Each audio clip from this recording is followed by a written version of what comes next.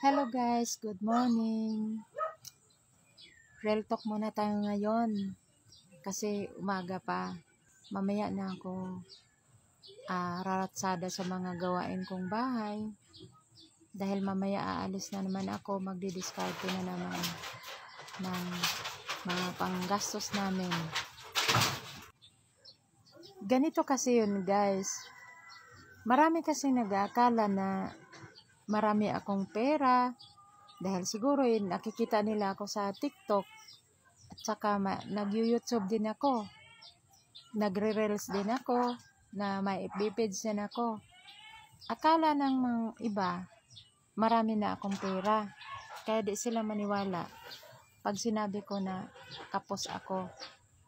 Akala ng iba madamot lang talaga ako na tao, kasi pagdating sa mga activities na kailangan ng mga mag-share ng ganito, ganon, hindi ako nakakapag-share. Gawa ng ang pera ko sapat, hindi pa nga sapat Hindi pa nga matawag na sapat Dahil bawat income ko sa sarili kong diskarte, nakalaan yan sa mga bayarin. Tapos magtatabi na lang ako ng pangkain namin. Tinitipid namin ang pagkain, ang gastos namin sa pagkain guys. Tinitipid namin yan. Kung halimbawa nagluluto kami ng ulam sa umaga, hanggang gabi na yan na ulam. Tapos another na naman kinabukasan, ganun lang buhay namin. Kaya hindi mo masasabi na marami talagang pera, dahil kung marami akong pera, hindi na ako magtitipid ng gastusin. Ganun yun. Isa pa, marunong lang din ako magdala ng problema. Hindi ko kasi iniisip na porket may problema, pabayaan ko na ang sarili ko. At kailangan mukha ka ng dukha talaga porket walang pera. Hindi na kailangan natin gawing dukha ang sarili natin kapag wala tayong pera. Kasi kahit pa siguro mamulot pa ako ng basura, kailangan ayusin ko pa rin ang sarili ko at pananamit. Alangan naman magsuot ako ng basahan dyan porket mamulot. Wag nating isasabay sa buhay natin ang sarili natin. Wag natin siyang isabay. Kailangan kahit ano pang buhay natin, kailangan wag pa rin nating pabayaan ang sarili natin.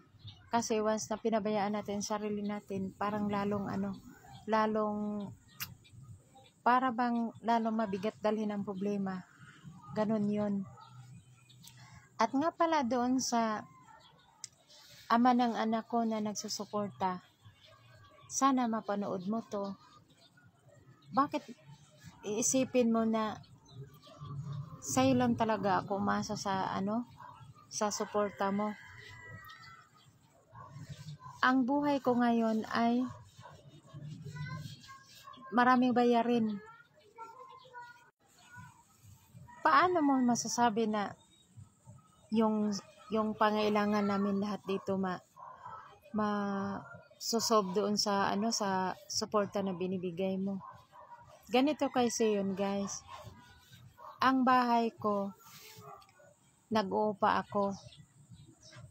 Dati 4,500 ang upa ko. Ngayon dahil nabawasan ko na yung kapital na pinagsanlaan ko, nagiging 3,500 na lang ang upa ko. Kaya medyo lumiit.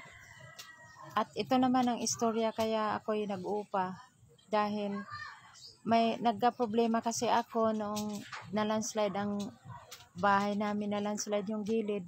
Kaya natakot ako baka mamaya sa susunod masama na yung bahay. Dahil hindi pa naman simentado ang bahay namin, kahoy pa lang, hindi pa matibay yung mga haligi dahil inaanay na at malambot na yung lupa sa kakaulan. Kaya naatakot ako baka sa susunod na landslide masama na yung bahay. Isa pa, yung mga ko baka mahulog doon sa na-landslide na lupa dahil lumalim na kasi. Kaya ang ginawa ko, no choice, isanla ko na lang bahay para lang para lang masolve ko yung panggasto sa pagpabakod. Dahil alam ko kasi na hindi na ako makakautang sa mga kamag-anak ko dahil mayroon pa akong utang. Alam ko yan na hindi na ako makakautang talaga. Kaya na lang ang tanging paraan, isanla ko yung itong tinitirhan ko.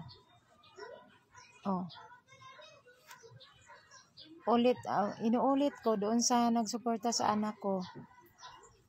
Bakit mo ako sabihan na magtrabaho? Tingin mo ba hindi ako nagtatrabaho? Porke ba mamanicure lang ako, hindi na trabaho yan. Trabaho pa rin yan. Huwag nating isipin na ang trabaho ay sa kumpanya lang. Maraming trabaho na wala sa kumpanya. Kaya huwag mong sabihin na magtrabaho ako.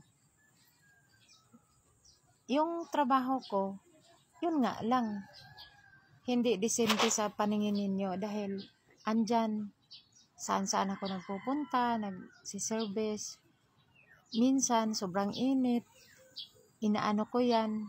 Tinitiis ko yung init sa kalye para lang lakarin ko yung pupuntahan ko kung saan man ako magsiservice. Kasi kung puro naman sakay ang gagawin ko, ano mangyayari niyan? Yung kita ko sa pagsiservice, baka doon lang. Mabuti sana kung sigurado ka na makarami ka ng ng manicure para sumakay ka ng sumakay.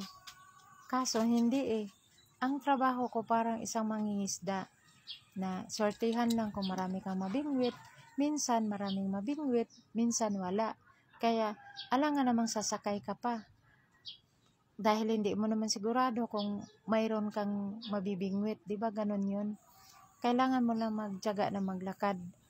Kasi kung umpisan mo siging pamasahe, wala mangyayari. Paano mo masasabi na para sa nagsuporta sa anak ko yan, paano mo masasabi na wala akong trabaho? Kung totoo man yung sinabi mo na lahat ng sa'yo lang ako umaasa, wala akong trabaho, sa'yo lang ako umaasa, kakasya ba yung suporta mo sa bahay, bayad ng bahay, ilaw, tubig, wifi, yung mga bayarin pa sa school na na kung ano-anong activities nila, minsan hindi mo inasahan, may babayaran pala.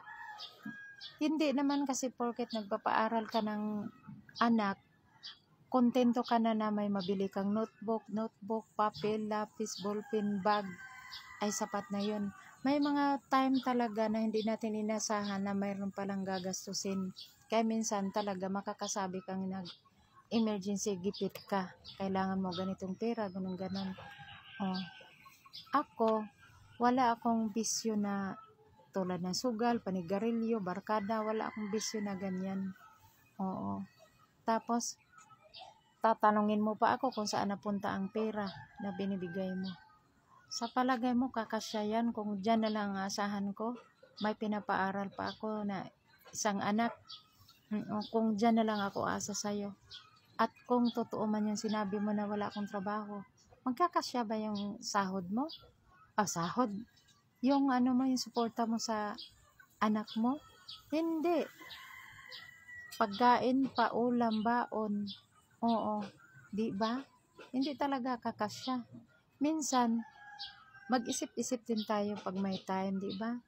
Huwag puro na lang husga sa tao na hindi porket dumadaing akala yung hindi napapaniwalaan na nagigipit kasi akala mapera. Sana nga magkatotoo yung inaakala ninyo na mapera ako. Magdilang anghel sana kayo para lahat ng mga problema ko masosolve at lahat ng mga utang ko masosolve. Sana nga pala rin ako sa pagbablog o pagiging content creator para masolve lahat ang mga problema ko.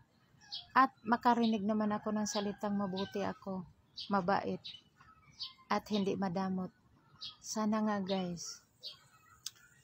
Thank you for watching.